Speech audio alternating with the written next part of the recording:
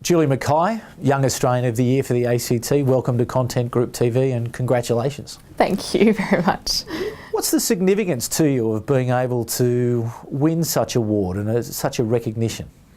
I think I'm still almost coming to terms with it. It was a big surprise for me, and I had a real moment of feeling quite overwhelmed by being acknowledged, because I think putting a spotlight on the work that we do is such a huge opportunity, but also it's a challenge in terms of trying to get people to understand why gender equality is so important and why it is that there's a whole sector of people out there working on this issue.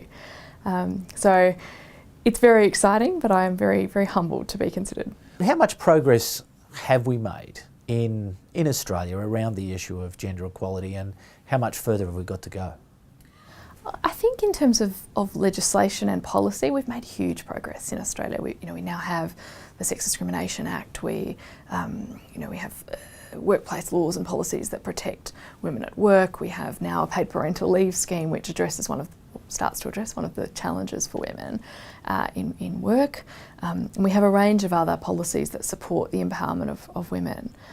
But I think in terms of attitudes, we've got some really big challenges. We still have significant sort of dominant culture around this macho, the concept of real men and what that looks like. And I think the White Ribbon campaign and a few of the other campaigns are starting to unpack what that looks like and the impact that culture as a dominant culture has on Australia.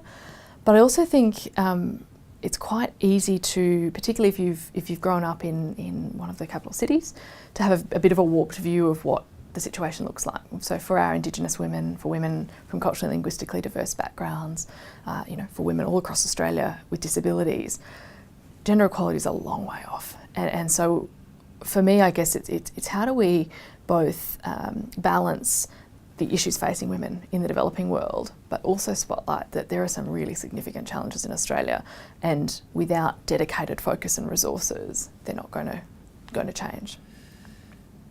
You're only a small organisation, and when you define the task as broadly as that, where do you put your focus? What's the priority for Julie McKay in 2013 and UN Women Australia?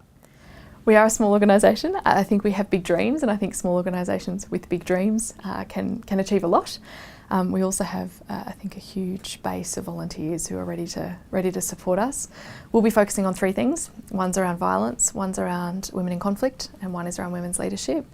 And in those three themes, we hope to be able to make some substantial progress, both in terms of people's attitudes towards women's experience of those three areas, but also in terms of resource mobilisation.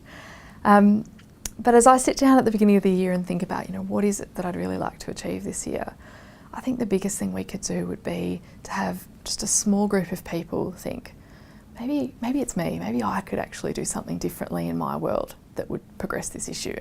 And if someone attended our events and as a result changed their employment practices, or donated money to a local community group that was working in this space, or decided they were going to go and volunteer overseas for a year, for me they're the outcomes that we're really hoping to achieve. So ultimately it's individual action. I think so. I mean, ultimately I do myself out of a job and we all go home, but I think sadly in my lifetime that's unlikely. But in the short term at least, I think it's about putting responsibility for what is a really big, really complex challenge back onto individuals.